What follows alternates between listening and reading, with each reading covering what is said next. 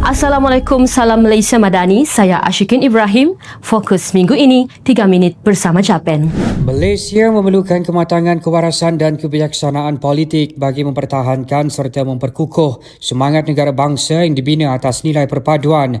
Kepelbagaian yang menjadi asas pembentukan negara perlu terus dipelihara menerusi semangat saling menghormati selain menolak sebarang unsur yang boleh memecah belahkan masyarakat.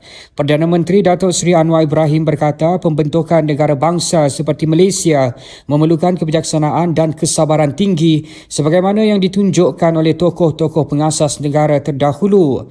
Memetik laporan bernama, beliau berkata tokoh seperti almarhum Tunku Abdul Rahman Putra Al-Haj serta pemimpin dari Sabah dan Sarawak mempunyai jiwa murni serta kecintaan mendalam terhadap tanah air walaupun mewakili pelbagai latar belakang yang berbeza. Untuk membangun negara itu, ia memerlukan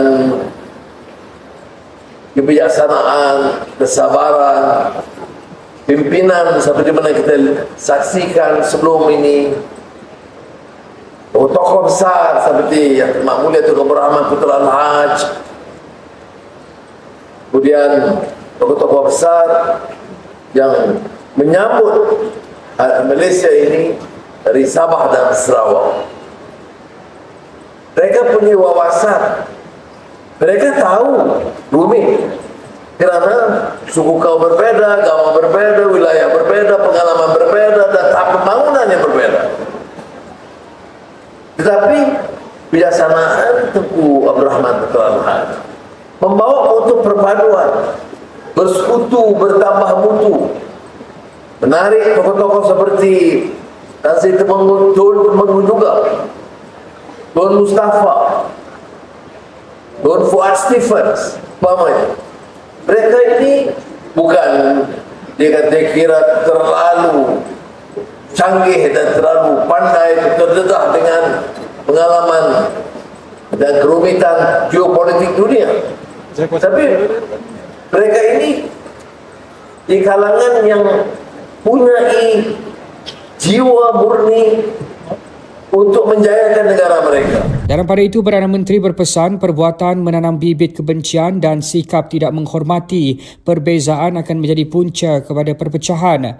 Justru jentera perpaduan seperti rukun tetangga dan komuniti madani, tegasnya, wajar untuk terus memainkan peranan sebagai platform utama dalam memupuk kerjasama erat antara kaum. Kita syukur Alhamdulillah politiknya stabil. Negara ini masih bersatu. Arwah bila acara, kita tengok semua suku kaum bersambut.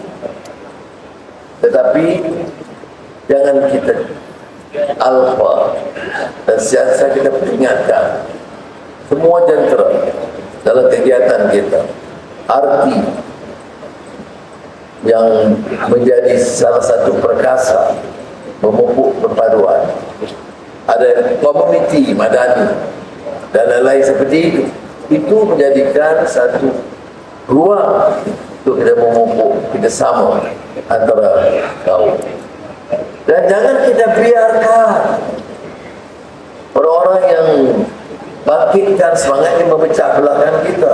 Beliau berkata demikian ketika berucap merasmikan sambutan Minggu Perpaduan Negara Peringkat Kebangsaan 2026 di perkarangan Kompleks Sukan Likas di Kota Kinabalu pada Sabtu. Sekian 3 minit bersama Japan. Dapatkan info semasa dan perkembangan terkini Kerajaan Persekutuan dan Negeri hanya di Japan Sabah.